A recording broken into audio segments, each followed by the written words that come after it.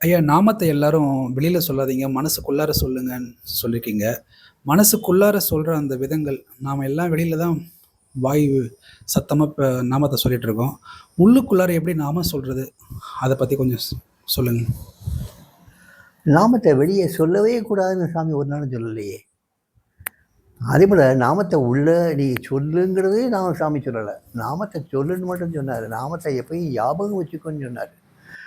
வெளியே நீங்கள் தனியாக இருக்கும்போது வீட்டுக்குள்ளே நீங்கள் மட்டும் இருக்கீங்க. வெளியே எந்த ஒரு இதுவும் இல்லை, சப்தங்கள் இல்லை, எதுவும் இல்லை. நீங்கள் தனிமையாக இருக்கீங்க. தனிமையாக இருக்கும்போது நீங்கள் சாமி நினைக்கிறீங்க. சாமி நினைக்கும் போது உங்களை மீறி ஒரு ராகத்தில் ஒரு சாமியினுடைய நாமம் வருது. நீங்கள் பாடுறீங்க. யோகிராம் சுரத்குமார், யோகிராம் சுரத்குமார் பாடிட்டே டான்ஸ் ஆடுறீங்க. அது வந்து எவ்வளவு உன்னதமான ஒரு பரவச நன்மை கொடுக்கும். வாயை விட்டு சொல்கிறதுனாலையும் அதுக்கு வந்து உங்கள் உடம்பு வந்து அசைவுகளையும் கொடுக்குறதில்ல. அது வந்து நாட்டியமும் ஆகுறதில்ல. ஆக வெளிப்படையாக சொல்கிறதுக்கு உண்டான இடம் பொருள் ஏவல் இருக்குல்ல. வாய் விட்டு சொல்கிறதுக்கு ஒரு இடம் வேண்டியிருக்கு. அது சப்தமாக சொல்கிறதுக்கும் அந்த இடம் தனிமையான இடமா அமைஞ்சது. ஒரு காட்டுக்குள்ளே நீங்கள் மட்டும் தனியாக இருக்கீங்க. தனியாக இருக்கும்போது சாமி ஞாபகம் வருது. சாமி ஞாபகம் வந்தோன்னா நீங்கள் வந்து யோகிராம் சுரத்குமார், யோகிராம் சுரத்குமார், யோகிராம் சுரத்குமார்னு மரங்களை பார்த்து சொல்கிறீங்க, பறவைகளை பார்த்து சொல்கிறீங்க, செடி கொடிகள் பார்த்து சொல்கிறீங்க, அங்குள்ள அத்தனை ஜீவராசிகளையும் பார்த்து சொல்கிறீங்க, மகிழ்ச்சியில் திளைக்கிறீங்க. அப்போ வாய் விட்டு தான் சொல்கிறீங்க. உங்கள் மனசில் சாமி தவிர்த்து எதுவுமே இல்லை. அப்போ வெளியே சொல்லும்போது என்ன ஒரு சுகம் கிடைக்கும்? எப்படி ஒரு பரவச நிலைமை கிடைக்குது? அந்த பரவச நிலைமை வந்து நிறைய பேர் அடைஞ்சிருக்காங்க. நிறையா பேர் அடைஞ்சிருக்காங்க வாய் விட்டு சொன்னதுனால. சில இடங்கள்ல வந்து அதிகமான கூட்டங்கள். நிறைய பஸ்ஸில் போய்க்கிட்டு இருக்கீங்க, இல்லாட்டா ஒரு ட்ரெயினில் போய்க்கிட்டு இருக்கீங்க, இல்லாட்டா ஒரு கூட்டத்து மத்தியில் இருக்கீங்க. ஆனால் நீங்கள் செய்ய வேண்டிய காரியம் ஒன்றுமே இல்லை. ட்ராவல் தான் பண்ணிகிட்டு இருக்கீங்க. அப்போ நீங்கள் வந்து கத்தி நாம சொன்னீங்கன்னா என்ன ஆகும்? எல்லாரும் உங்களை தான் பார்ப்பாங்க. உங்களை பார்க்கும்போது என்ன ஆகும்? உங்கள் கவனம் சிதறும் இல்லையா? அதே மாதிரி உங்க குடும்பத்தில் நீங்க உட்கார்ந்துட்டு உங்க சொந்தக்காரங்க உட்கார்ந்துருக்காங்க, உங்க குழந்தைகள் உட்கார்ந்துருக்காங்க, உங்க மனைவி, அவங்க சொந்தக்காரங்க எல்லாம் உட்கார்ந்துருக்காங்க.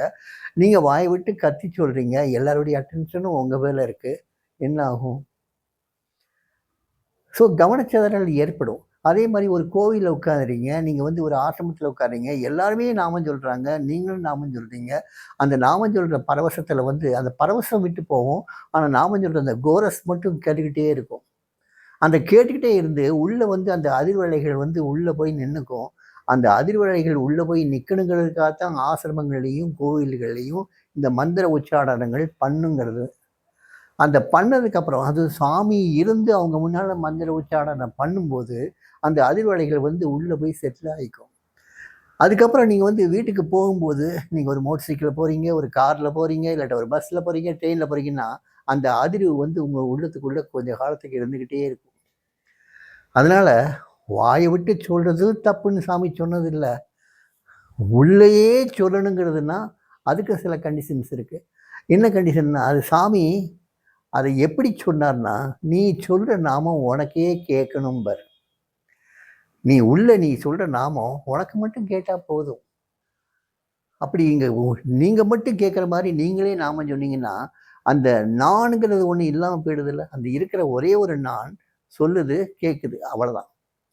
வேற சிந்தனைகளே அங்க இருக்காதுல்ல. அது சாதனா பண்றவங்களுக்கு சாமி வந்து அடிக்கடி சொல்லுவார்.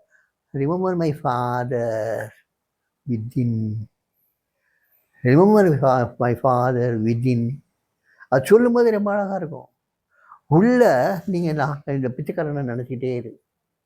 அது நினைக்கும்போது அந்த பரவச நிலை கண்டிப்பா கிடைக்கும். ஆனா எப்ப கிடைக்கும்? நீங்க உள்ள சொல்ற நாமம் நீங்களே கேட்கும்போது. வெளியாளு கேட்டாங்க, அப்ப அவங்க உங்கள உத்து பார்த்தாங்கன்னா, உங்க கவனச்சிதறல் கண்டிப்பா ஏற்படும். ஸோ நாமம் சொல்றது கூடிய வரைக்கும் வெளியே யாருக்கும் தெரியாம இருக்கிறது நல்லது. உங்களுக்கு மட்டும் தெரிஞ்சிருக்கிறது நல்லது. உங்களுக்கும் சுவாமிக்கும் உள்ள தொடர்பு எப்பயுமே எப்பயுமே இருக்கணும்னா, நிரந்தரமான ஒரு உறவு இருக்கணும்னா, நீங்க அவரோட இத வந்து உள்ளத்துல ஆழமா உங்க மனசுக்குள்ள, இதயத்துக்குள்ள பத்திரமா வச்சுக்கணுமே தவிர்த்து, வெளிய பறைசாற்றக்கூடாது.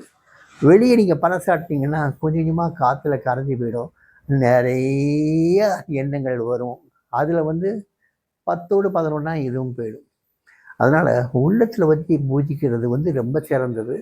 வெளியே வந்து நீங்கள் தனிமையில் இருக்கும்போது வெளியே உங்களை மீறி வரக்கூடிய அந்த வாய் விட்டு சொல்லக்கூடிய மந்திரம் சொல்லி நிருத்தியம் ஆடுறதுங்கிறது, அந்த பரவச நிலை அடையிறதுங்கிறது, அது இன்னும் சாலச் சிறந்தது.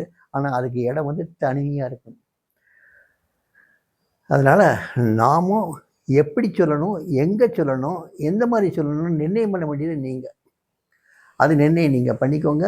எது உங்களுக்கு வளர்ச்சி தருங்கிறது நீங்கள் கருதுறீங்களோ அந்த மாதிரி நீங்கள் சொல்லிக்கோங்க.